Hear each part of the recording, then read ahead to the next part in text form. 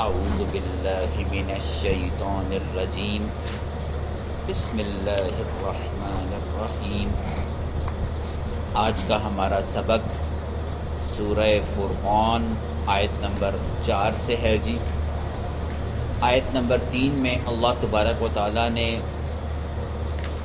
وہ معبودان باطلہ، جھوٹے معبود جن کو اللہ کے ساتھ شریک کیا جاتا ہے کسی بھی شکل میں، ان کی اوقات کا تذکرہ کیا تھا اور 4 چیزیں بتائی تھیں کہ یہ اتنے کمزور ہیں۔ پہلی چیز بتائی تھی کہ انہوں نے کائنات میں کچھ بھی پیدا نہیں کیا بلکہ وہ خود پیدا کیے گئے ہیں، وہ مخلوق ہیں اور مخلوق خالق کے برابر نہیں ہو سکتی۔ دوسری بتائی کہ وہ نہ تو اپنے نفع اور اپنے نقصان کسی کے بھی مالک نہیں ہیں۔ اگر اللہ نے ان کو اولاد نہیں دینی تھی نا تو وہ ساری زندگی بے اولاد ہی رہے۔ اگر اللہ نے ان کو کسی بیماری میں مبتلا کیا تو وہ اپنے آپ کو خود ٹھیک نہیں کر سکے۔ انہوں نے کسی کاروبار میں انویسٹ کیا تو اللہ ہی نے ان کو اگر نفع دیا تو دیا ہے، وہ کبھی بھی اپنے نقصان کو نفع میں اور نفع کو سے مزید نفع کو حاصل کرنے کے کوئی قدرت نہیں رکھتے تھے۔ اور پھر فرمایا تھا تیسری چیز، نہ ان کو اپنی زندگی پہ اختیار تھا کہ وہ کب پیدا ہوتے، کہاں پیدا ہوتے، کس کے گھر پیدا ہوتے، اور نہ ہی ان کو اپنی موت کا اختیار تھا کہ انہوں نے مرنا کب ہے۔ اور آخری چیز فرمائی ولا نشورا، اب مر کر منو مٹی تلے دفن ہے، ان میں اتنی بھی طاقت نہیں کہ یہ زمین سے خود نکل کر باہر آ سکے۔ یہ قیامت کے دن ہی رب ان کو اٹھائے گا تو یہ نکلیں گے، خود نہیں نکل سکتے۔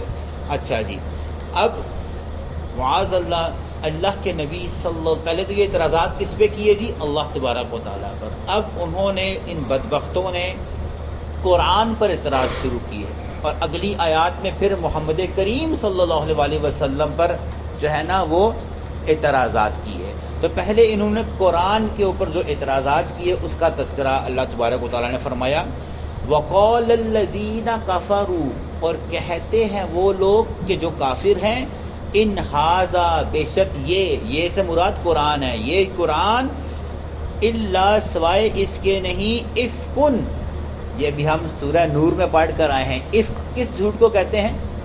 جو 180 ڈگری الٹ ہوتا ہے، ٹوٹل ہی، یعنی کہ جس میں کوئی سچ کا کوئی تذکرہ ہی نہیں، بالکل الٹ جھوٹ ہوتا ہے۔ تو کافر کہتے ہیں معاذ اللہ یہ بالکل جھوٹ ہے۔ کون جی؟ قرآن، معاذ اللہ بالکل جھوٹ ہے۔ اور افتراہ، دوسرا اس کو گھڑ لیا ہے، اس کو جھوٹے، معاذ اللہ قرآن جھوٹ ہے اور اس جھوٹ کو گھڑا گیا ہے۔ کس نے گھڑا جی؟ محمد کریم صلی اللہ علیہ وسلم نے۔ یہ بدبخت ایسے تھے۔ اور پھر اس کے بارے میں کیا کہتے تھے کہ کیسے گھڑا، وہ تذکرہ ہونے لگا ہے۔ وَأَعَانَهُ، اس کی اعانت کی گئی ہے، مدد کی گئی ہے، علیہ، اس قرآن پر، قوم، ایک ایسی قوم کی، آخرون، جو دوسری قوم تھی۔ اس کو دوسری قوم کے کچھ لوگوں نے کیا کیا ہے جی؟ مدد کی ہے محمد کریم صلی اللہ علیہ وسلم کو اس قرآن کے مرتب کرنے میں۔ دوسری قوم سے مراد کیا جی؟ یہود۔ 4 بندوں کا تذکرہ ملتا ہے، ابو فقیہ نمبر 1، یسار نمبر 2، عداس نمبر 3 اور جبر۔ یہ 4 یہودی ایسے ہیں جن کے بارے میں معاذ اللہ کفار کہتے تھے کہ یہ شخص یعنی محمد کریم صلی اللہ علیہ وسلم ان 4 یہودیوں سے کیا لیتا ہے؟ مدد لیتا ہے، قرآن کو خود گھڑتا ہے اور گھڑ کر لکھتا ہے اور پھر لوگوں کو کیا کرتا ہے؟ سناتا ہے جی۔ ٹھیک ہے جی۔ ابھی فرمایا گیا، اللہ نے کہا فقط، البتہ، تحقیق، جاؤ، یہ لے کے آئے، ظلمن، بڑے ظلم کی بات، یہ انہوں نے بڑا ظلم ڈھا دیا ہے یہ بات کہہ کر اپنے اوپر، وزورا، اور زور کہتے ہیں بہت بڑے جھوٹ کو، جس کے بارے میں آپ کو حدیث یاد ہے، اللہ کے نبی صلی اللہ علیہ وسلم نے فرمایا کہ 3 بڑے گناہ ہیں۔ خانہ کعبہ کے ساتھ ٹیک لگا کے بیٹھے ہوئے تھے، کہا 3 کبیرہ گناہ ہیں، 1 اللہ کے ساتھ شرک کرنا، 2 والدین کی نافرمانی کرنا، تیسرا وہ شہادت الزور، کہ جھوٹی گواہی دینا، ایک ایسی گواہی جو بالکل کیا ہو، جھوٹ ہوتی ہے، بھی زورا وہی لفظ ہے کہ اللہ نے کہا اللہ کا کلام جھوٹا نہیں ہے، یہ بہت بڑا جھوٹ اور بہت بڑا ظلم اپنے اوپر ڈھا چکے ہیں۔ اب اس کا یہ جملہ کہا، اب آپ کو پتہ قرآن مجید میں کیا ہے جی، بہت سے انبیاء کرام کے قصص ہیں، قصے ہیں جو عبرت والے ہیں، ان قصوں کے بارے میں یہ کیا کہتے تھے، اگلا جملہ اللہ تبارک و تعالیٰ بیان کرنے لگے ہیں۔ وقالو، یہ کہتے ہیں اساطیر الاولین، یہ پچھلے لوگوں کی قصے کہانیاں ہیں، اکتتبہا، جو یہ لکھواتا ہے، فیہا تملا، اور پھر اس کی املا کرواتا ہے، علیہ، اس قرآن کی، بکرتن، صبح کے وقت، و اصیلا، شام کے وقت۔ یہ جو قصے کہانیاں موسیٰ، فرعون، اونٹنی، عاد اور سمود کے جو قصے ہیں نا، معاذ اللہ، یہ کیا کرواتا ہے جی، ان چار لوگوں سے لکھواتا ہے، اور لکھوا کر اس کی املا کرواتا ہے۔ املا کا مطلب صبح اور شام، کہ صبح اور شام درست طریقے سے لوگوں کو یہ سکھاتا ہے بھئی یہ واقعہ ہے، یہ واقعہ ہے، یہ واقعہ ہے، یہ واقعہ ہے۔ معاذ اللہ، معاذ اللہ، یہ سارے پچھلے امتوں کے قصے کہانیاں ہیں، یہ کوئی قرآن شران نہیں ہے، معاذ اللہ، یہ ایسے بدبخت تھے۔ تو کفار کے یہ جملے ان کی حدوں سے، ان ایمان کی حدوں سے ان کو نکال چکے ہوئے، ایسی حد کہ اللہ نے پھر کیا کیا کہ آپ سنیں گے، اللہ نے ان پر ہدایت کے دروازے ہی بند کر دیے۔ اللہ نے کہا یہ جو ہے ہدایت یافتہ نہیں ہو سکتے۔ اللہم لا تجعلنا منہم، اللہ ہمارے دلوں کو بھی ایسا بنائے، ہمارے عمل کو بھی ایسا کر دے کہ ہمارے سے بھی کوئی ایسا گناہ نہ ہو کہ اللہ اپنی رحمتوں کے دروازے ہی بند کر دے۔ اللہ محفوظ فرمائے ہم سب کو جی، آمین۔ اچھا جی، پھر اب اللہ نے اس کا جواب دیا۔ انہوں نے یہ بہتان اللہ اور اس کے رسول اور اللہ کی کتاب قرآن پر لگایا تھا، اللہ نے اس کا جواب دیا۔ قل، اے نبی صلی اللہ علیہ وآلہ وسلم، انہیں کہیں انزلہ، اس کو نازل کیا ہے، الذی، اس ذات نے، یعلم السر، جو جانتا ہے مخفی باتوں کو، فی السماوات والارض، جو آسمانوں میں ہے اور جو زمین میں ہے۔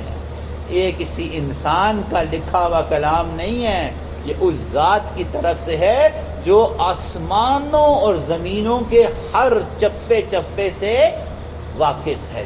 کوئی چیز اس کے علم سے باہر نہیں ہے، یہ اللہ کی صفت ہے، اور یہ ایسی صفت ہے کہ اس کا اقرار کرنا ایمان کا جز، اور اس کا انکار کرنا بندے کو گناہ گار نہیں کافر بنا دیتا ہے۔ ٹھیک ہے جی۔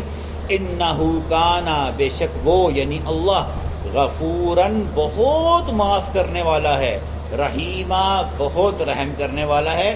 اللہ تعالیٰ کی دیکھیں یہ کفار، تم نے کتنی سخت بات کی ہے، تمہیں ایک موقع اور دے رہا ہوں، یہ میں نے نازل کیا ہے، میں بڑا غفور ہوں، بڑا رحیم ہوں، میں نے تمہیں پکڑا نہیں ہے، توبہ کر لو، میں اس کو بھی معاف کر دوں گا انشاءاللہ۔ تبھی کہتے ہیں نا 70 ماؤں سے بڑھ کر ہے۔ اور اگر اللہ نے 12ویں سپارے میں کہا تھا اگر ہم انسانوں کی خطاؤں پر فوراً پکڑنے لگے نا تو زمین پر انسان تو بہت دور کی بات، کوئی جاندار ہی باقی، وما من دابۃ فی الارض، 12ویں سپارے کی پہلی آیت، ٹھیک ہے، کہ کئی ایسے جانور ہیں جن کا رزق اللہ نے جو ہے نا وہ اب سب کا اپنے پاس رکھا ہوا ہے، اور اگر انسان کسی کو اللہ تعالیٰ خطاؤں پر پکڑ لے تو یہ تمام دابہ، یہ تمام جاندار ہی دنیا پر باقی نہ رہے۔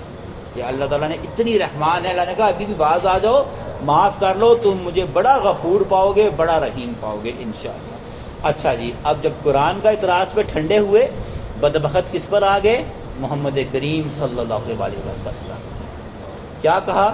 وقالوا، اب یہ کہتے ہیں، ما لہذا الرسول، معاذ اللہ، یہ کیسا رسول ہے، یہ کیسا رسول ہے، یأکلو، جو کھاتا ہے، الطعام، کھانے کو، ویمشی، اور چلتا پھرتا ہے، فی الاسواق، بازاروں میں، تحقیر کرتے ہوئے۔ یہ جو رسول بنا پھرتا ہے، جو ہماری طرح روٹیاں بھی کھاتا ہے اور ہماری طرح بازاروں میں بھی چکر لگاتا ہے، یعنی ان کے نزدیک رسول کا بشر ہونا پاسبل نہیں تھا۔ آج بھی ہمارے معاشرے میں ایک گروہ ہے جو بالکل انہی نقشے قدم پر چل رہا ہے، وہ بھی یہ کہتے ہیں کہ بشر رسول نہیں ہو سکتا۔ نور من نور اللہ، باقاعدہ کچھ مساجد میں ہر اذان سے پہلے الصلاۃ والسلام علی نور من نور اللہ، الصلاۃ والسلام علی حبیب اللہ، یہ جملے بولے جاتے ہیں۔ یہ جملے قرآن میں کس کے نقل ہوئے ہیں جی؟ بدترین کافروں کے، چھوٹے کافروں کے نہیں، وہ بدترین کافر جن کا آگے اللہ تعالیٰ فرمائیں گے ہم نے ان پر رحمتوں کے دروازے بند کر دیے، ہدایتوں کے دروازے بند کر دیے۔ تو انہوں نے کہا یہ کیسا رسول ہے جو روٹی بھی کھاتا ہے اور بازاروں میں بھی چلتا ہے؟ لولا انزل، کیوں نہیں نازل ہوتا الیہ، اس پر ملکن، کوئی فرشتہ، اس پر ایسا کوئی فرشتہ نازل کیوں نہیں ہوتا؟ فیکون معہ، جو اس کے ساتھ کھڑا ہو، نذیرا، اور یہ تو ڈرا رہا ہے لوگوں سے قیامت کے دن کے لیے، وہ فرشتہ بھی ساتھ کھڑے ہو کر کیا کرے جی؟ لوگوں کو ڈرائے، تب ہمیں سمجھ آئے گی کہ یہ کیا ہے جی؟ اللہ کا سچا رسول ہے۔ ٹھیک ہے، یہ اعتراض لگایا، ابھی بھی ٹھنڈے نہیں ہوئے۔ اگلا اعتراض، او یلقا، کیوں نہیں ڈالا جاتا الیہ، اس کی طرف، کنزن، کوئی خزانہ؟ یہ رسول لوگ پیٹ پر ایک پتھر باندھے اور یہ بھوک سے دو دو پتھر باندھے، کیوں اس کے پاس خزانے نہیں ہیں؟ ان کفار کا معیار رسالت کا یہ تھا کہ یہ امیر کیوں نہیں ہے، کیوں اس کے پاس خزانے نہیں ہیں؟ او تکون لہ جنت، یا کیوں نہیں اس کا کوئی ذاتی باغ ہے، یأکل منہا، جہاں سے یہ کھائے؟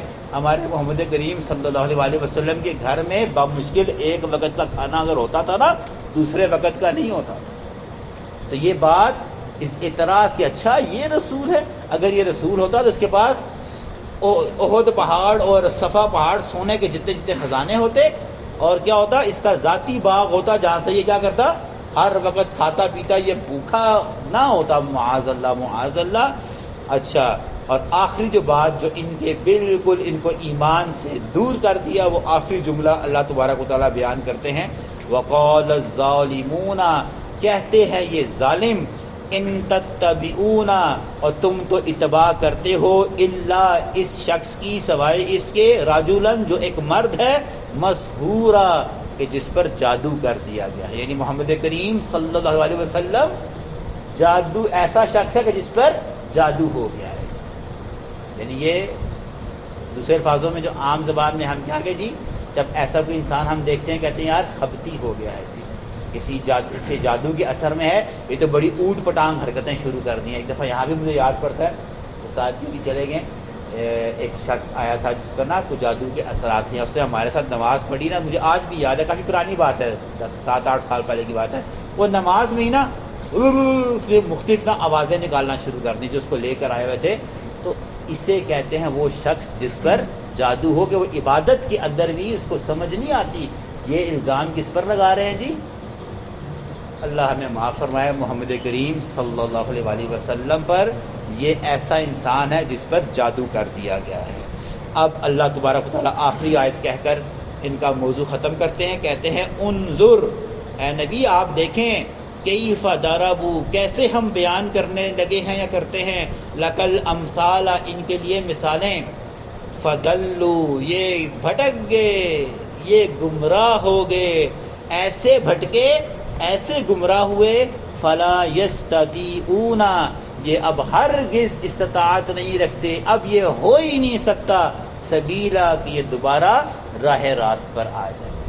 ہم لوگوں سے گناہ ہوتا ہے نا جی، تو یہ ہوتا ہے کہ ہمارا دل تو کبھی تڑپ جاتا ہے نا، آنکھ سے آنسو نکل جاتا ہے، اس کا مطلب ہے ہمارا دل ایسا نہیں بھٹکتا کہ ہم بالکل ہی ایک گناہ کر کر دوسرا اور پھر حدوں سے باہر۔ اللہ نے کہا یہ ایسے گناہ کر بیٹھے کہ ان کا واپسی کا، ہدایت کے راستے کی واپسی کا، ان کا جو ہے نا انہوں نے دوسرے الفاظوں میں آخری بات، اپنے اوپر ہدایت کے دروازے خود ہی بند کر دیے۔ اللہ ہمیں معاف فرمائے، اللہم لا تجعلنا منہم، اللہ ہمیں ان جیسوں میں نہ رکھے جی، آمین۔